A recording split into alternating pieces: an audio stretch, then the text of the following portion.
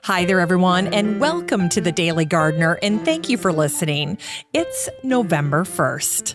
Today we'll celebrate the man who wrote Species Plantarum and gave us binomial nomenclature. We'll also learn about the Boston landscape architect who kept a journal of his favorite walks. We'll salute the British orchidologist who saved Kew Gardens. We'll also recognize the man who designed the garden at the Frick Museum in New York City.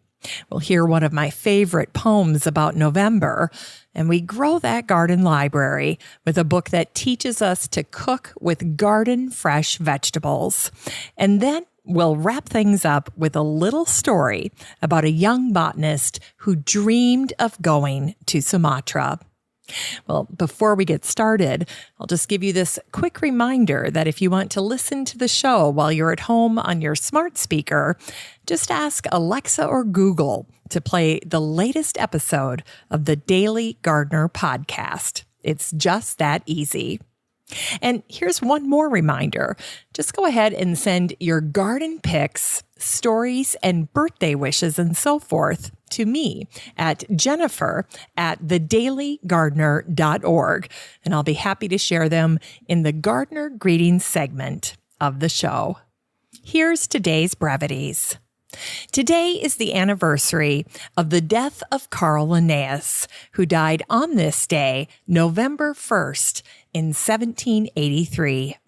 30 years earlier, on May 1st, 1753, the publication of his masterpiece, Species Plantarum, changed plant taxonomy forever. Linnaeus earned the moniker Father of Taxonomy, and his naming system is called binomial nomenclature. Binomial means two names, which in the naming game includes the plant's genus, which is capitalized or could be abbreviated by its first letter, and the species, or specific epithet, which is all lowercase and can be abbreviated SP. If you have trouble remembering taxonomy, I like to think of it as the given name and surname of a person, but in reverse order. The names Linnaeus assigned live on unchanged and are distinguished by an uppercase L after their name. And it was Linnaeus himself who said, "God created, Linnaeus ordered." And today is the birthday of the Boston landscape architect Charles Eliot, who was born on this day, November 1st, 1859. Charles was the son of a prominent Boston family. In 1869, the year his mother died, his father, Charles Sr., became the president of Harvard University. In 1882, Charles graduated from Harvard with a degree in botany. A year later, Charles began apprenticing with the landscape firm of Frederick Law Olmsted. As a young landscape architect, Charles made a list of his favorite walks, and he titled it A Partial List of Saturday Walks Before 1878. Between 1885 and 1886, Charles spent 13 months touring England and Europe. The trip actually was Olmsted's idea, and the trip provided Charles with a smorgasbord of landscapes. During the trip, Charles kept a journal where he wrote down his thoughts, and he sketched the places he was visiting. Charles's benchmark was always Boston, his hometown, and throughout his memoirs, he was continually comparing new landscapes to the beauty of his native landscape in New England. Sadly, Charles's story ended too soon. He died at 37 from spinal meningitis. Before he died, Charles had been working on plans for the Arnold Arboretum at Harvard, where he'd gotten to know the Arboretum director, Charles Sprague Sargent. Poignantly, it was Sargent who wrote a tribute to Charles after he died, and it was featured in Sargent's weekly journal called Garden and Forest. Charles's death had a significant impact on his father, Charles Sr. In tribute to his son, Charles Sr. compiled all of his son's work into a book called Charles Eliot, Landscape Architect. The book came out in 1902, and today it's considered a classic work in the field of landscape architecture. And today is the anniversary of the death of the British gardener, botanist, and orchidologist John Lindley, who died on this day, November 1st, 1865. John served as secretary to the Royal Horticultural Society for 43 years. This is why the Lindley Library at the RHS is named in honor of John Lindley. When he was little, John's dad owned a nursery and an orchard. John grew up helping with the family business. In 1815, John left his small hometown and went to London. He became friends with William Jackson Hooker, who in turn introduced John to Sir Joseph Banks, who hired John to work in his herbarium. When Banks died, the fate of the Royal Botanic Gardens was put in jeopardy. Banks's death corresponded with the death of King George III, who was the patron of the garden. These deaths created an opening for the British government to question whether the garden should remain open. On February 11th, 1840, John ingeniously demanded that the issue be put before Parliament. John's advocacy brought the matter to the public's attention, and the garden-loving British public was not about to lose the Royal Botanic. And that's how John Lindley saved Kew Gardens, and William Hooker was chosen as Kew's new director. In terms of other accomplishments, John shortened the genus Orchidaceae to orchid, which is so much more friendly to pronounce. And when he died, John's massive orchid collection was moved to a new home at Kew. As for John, there are over 200 plant species named for him. There's Lindleyi, Lindleyana, Lindleyanum, Lindleya, and Lindleyoides, just to name a few. And here's a little remembered factoid about John Lindley. He was blind in one eye. And today is the birthday of the British gardener, garden designer, and landscape architect Montague Russell Page, who was born on this day, November 1st, 1906.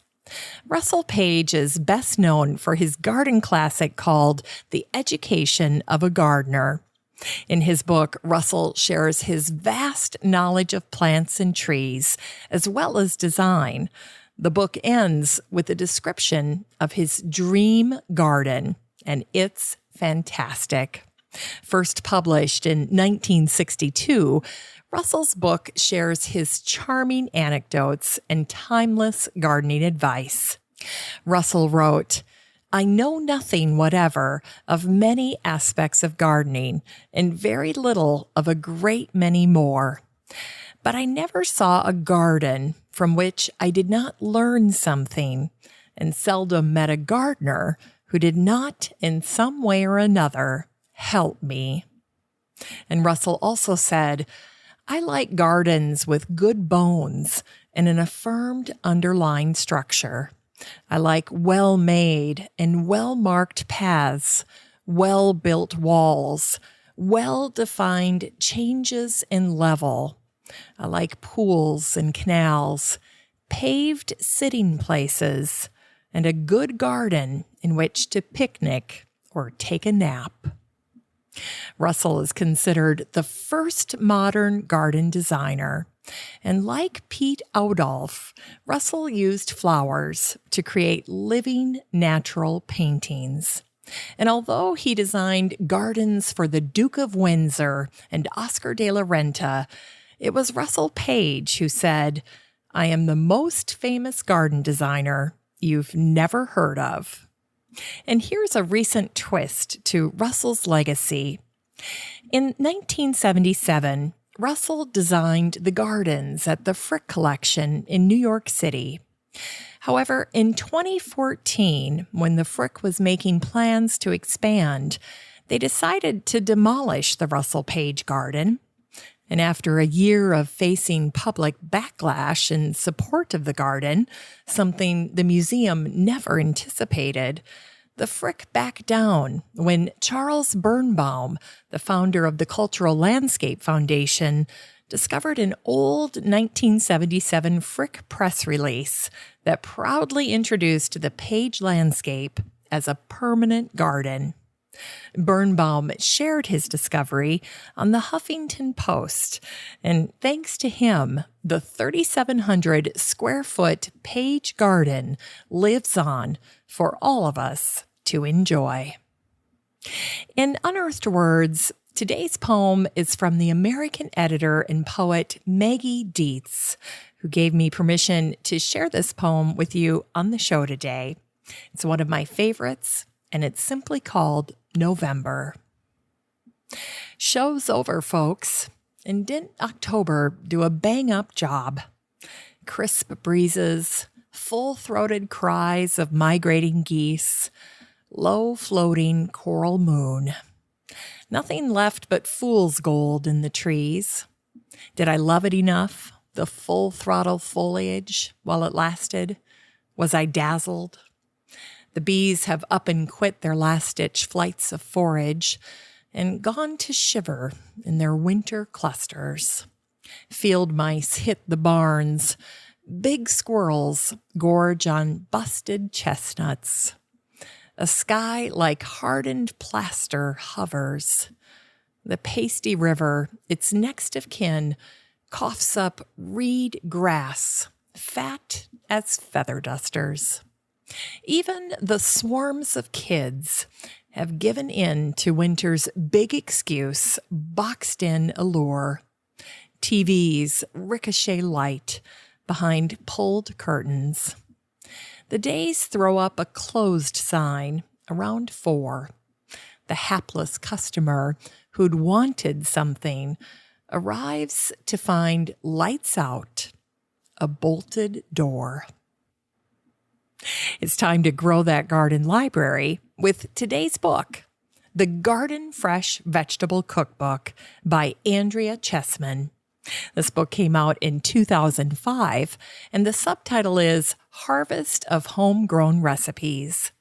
Andrea shares 175 recipes developed based on her experience as a successful Vermont vegetable gardener in this fantastic cookbook. Her recipes are organized seasonally to address those nights when the mounds of vegetables are just too overwhelming to try a whole new recipe. Chessman includes 14 master recipes for simple preparation techniques that can accommodate whatever is in the vegetable basket. Andrea's book is an old favorite of mine. After using her cookbook, I can tell you she's both thoughtful and entertaining. This book is 512 pages of cooking ideas for any gardener looking to add both foolproof and tasty variety to their cooking with fresh produce. You can get a copy of The Garden Fresh Vegetable Cookbook by Andrea Chessman and support the show using the Amazon link in today's show notes for around $5. Great Secret Santa book. And finally, here's something sweet to revive the little botanic spark in your heart. When I was researching John Lindley, I stumbled on an adorable story about him. When John Lindley arrived in England as a teenager, he needed a place to stay. So Sir Joseph Hooker graciously took him in and gave him a room at his home called Halesworth. The story goes that over the course of a few weeks, the Halesworth housekeeper had observed that John's bed was always neat as a pen. It was clear to her that John never slept in it.